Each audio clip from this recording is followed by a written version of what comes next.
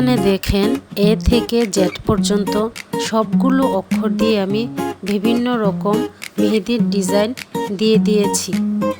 এখন এখান থেকে আপনি আপনার ভালোবাসার মানুষের নামের অক্ষরটি সুন্দর করে আপনার হাতে মেহেদি দিয়ে ফুটিয়ে তুলুন।